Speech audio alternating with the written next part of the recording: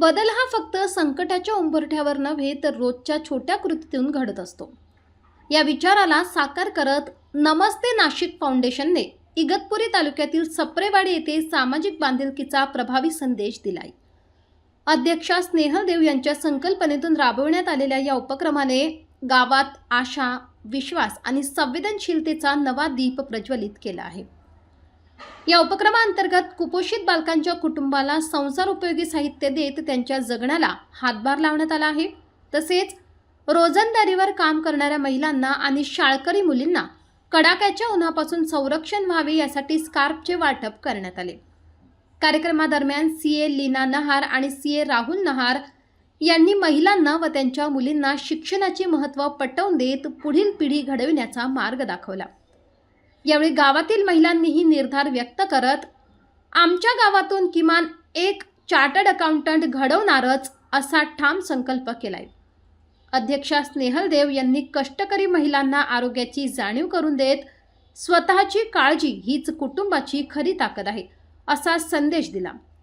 उन्हात काम करताना संरक्षण, पुरेसे पाणी पिणे, पौष्टिक आहार, फळांचे सेवन याबाबत त्यांनी सविस्तर मार्गदर्शन केले. भविष्यात गावात एकही कुपोषित बालक राहू नये यासाठी महिलांनी स्वतःची तब्येत सक्षम ठेवण्याचे आवाहनही त्यांनी केले. या उपक्रमामुळे सप्रेवाडीत आरोग्य, शिक्षण आणि सामाजिक जाणीवेची नवी पहाट उगवली असून नमस्ते नाशिक फाउंडेशनच्या या प्रयत्नाचे सर्व स्तरातून कौतुक होत आहे. सर्वप्रथम मी सप्रेवाडी या गावातील सर्व नागरिकांचे खूप खूप पहिले धन्यवाद मानतो की त्यांनी आज सगळ्यांनी इथे येऊन नमस्ते नाशिक फाउंडेशन नाशिक ही आमची जी सामाजिक संस्था आहे, या संस्थेत जे आम्ही उपक्रम करतो या उपक्रमांचा लाभ ते ही जी सप्रेवाडी आहे, या सप्रेवाडीतील महिला आहेत या घेणार आहे. आज आपल्या इथे प्रमुख पाहुणे म्हणून वर्षा कांतीलाल बम या आजी स्वतः आज इथे आलेल्या आहेत.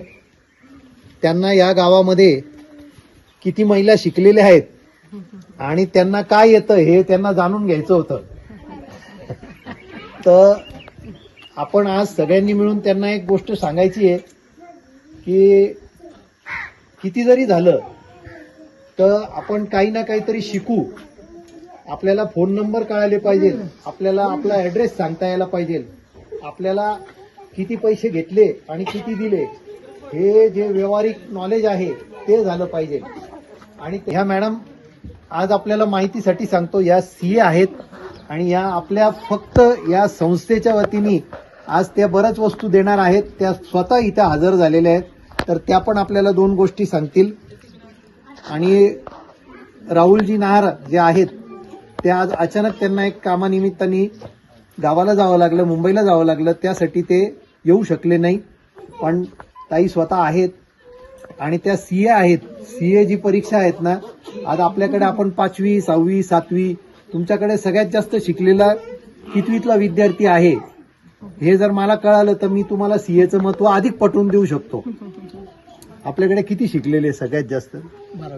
12वी पर्यंत ही सगळ्यात जास्त शिकलेली इकडची विद्यार्थी असेल किंवा विद्यार्थिनी असेल, जो कोणी असेल तो. तर सीए जी परीक्षा असते ना, तर ही भारतामध्ये असे बोटावर मोजण्या एवढेच लोक पास होतात आणि ते अभिमानाची गोष्ट असते. आज आम्हालाही अभिमान आहे का आमच्या नमस्ते नाशिक फाउंडेशन या प्रोग्रामसाठी स्वतः मॅडम इथे हजर झाले आहेत आणि त्यांनी हा प्रोग्राम अतिशय चांगल्या आणि उत्कृष्टपणे पार पाडण्यासाठी आज ते तुम्हाला मार्गदर्शन करणार आहे. तर मी विनंती करतो नहार मॅडमला की त्यांनी 2 शब्द सांगावे. लहानपणापासूनच रुजू झाले आहेत संस्कार. मान्यवर मंडळी समोर बसल्यावर व्हायलाच हवा नमस्कार. माझा नमस्कार तुम्हा सगळ्यांना, सप्रेवाडीतल्या सगळ्या लहान मोठ्या पुरुषांना, महिलांना, मुलांना, सगळ्यांना मनापासून नमस्कार करते.